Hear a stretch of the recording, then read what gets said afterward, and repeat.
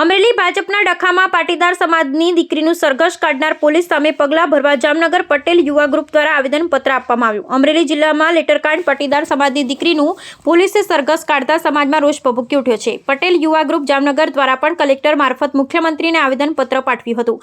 પટેલ યુવા ગ્રુપ જામનગરના પ્રમુખ પાર્થ પટેલની આગેવાનીમાં આ આવેદનપત્રમાં રજૂઆત અને માંગણી કરવામાં આવી છે। અમરેલી ભાજપમાં અંદરો અંદર ડખાને કારણે લેટરકાંડ થયું છે, જેમાં પાટીદાર સમાજની દીકરી જે કોમ્પ્યુટર ઓપરેટર તરીકે ફરજ બજાવે છે તે પોતાના માલિકના કહેવા મુજબ ટાઈપિંગનું કામ કરે છે। તેની કોઈ બદઇરાદો નહીં। આ બાબતની જાણ ભાજપના રાજકીય આગેવાનોને હોવા છતાં આ દીકરીની ખોટી રીતે સડોવી દેવામાં આવી છે અને રાત્રે 12 વાગે કાયદાની વિરુદ્ધ જઈ પોલીસે ધરપકડ કરી હતી। તેનું જાહેરનામા સરઘસ કાઢ્યું હતું અને ભાજપ નેતાઓએ પોતાનો અહમ સંતોષ્યો છે, જ્યારે અનેક ગંભીર ગુનાના આરોપીઓ ખુલ્લેઆમ ફરી રહ્યા છે। ગુનેગારોને પકડવાના બદલે નિર્દોષ દીકરી ઉપર અત્યાચાર શા માટે? કાયદાની જોગવાઈ મુજબ મહિલાની ધરપકડ રાત્રે થઈ શકે નહીં। આરોપી મહિલા હોય તો તેના વિડીયો ફોટા વાયરલ થઈ શકે નહીં।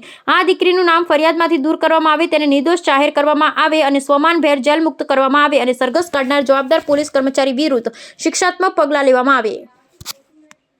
આજ રોજ આપણે સૌ જાણીએ છીએ કે ભાજપની અંદરો અંદર ગેંગ વોર જે ચાલી રહી છે સમગ્ર ગુજરાતમાં, તેનો ભોગ એક અમરેલીની ગેંગ વોરમાં નિર્દોષ દીકરી જે ટાઈપિસ્ટ છે તેને બનાવવામાં આવી છે, તેનું જાહેરમાં સરઘસ કાઢવામાં આવ્યું છે। આ શું કામ? તો કે ભાજપના નેતાઓને તમે સુખામતી એના જી હજુરી કરવા માટે, એને ખુશ કરવા માટે, એનો અહમ સંતોષવા માટે થઈને રાતે દીકરીને બંધારણનો સંપૂર્ણપણે ઉલ્લંઘન કરી રાતના 11 વાગ્યા પછી રાતે દીકરીનો ઘરેથી એને અટકાયત કરવામાં આવી છે।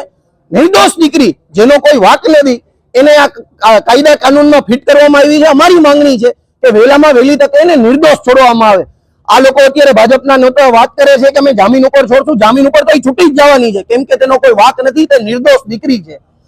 આને ન્યાય કેવી રીતે મળે? તો જે આ પોલીસના લોકો જે એને સરઘસ કાઢવા માટે જાણે કોઈ આતંકવાદી મોટો મીર માર્યો હોય એવી રીતે તેને 3 કિલોમીટર ચલાવીને લઈ આવ્યા છે, તેનું સરઘસ નીકળે અને જે આ નેતાઓ જેની માટે થઈને આ કરવામાં આવ્યું છે એનું સરઘસ નીકળવું જોઈએ, ત્યારે આ છોકરીને પૂરતો ન્યાય મળશે। અમારી માંગણી છે કે વહેલામાં વહેલી તકે એને છોડવામાં આવે અને આ જે કોઈ બી આમાં અધિકારીઓ હોય એની ઉપર દંડાત્મક પગલાં લેવામાં આવે, એને શિક્ષાત્મક પગલાં લઈ ભવિષ્યમાં આવું કોઈ ન થાય એવો દાખલો બેસાડવામાં આવે।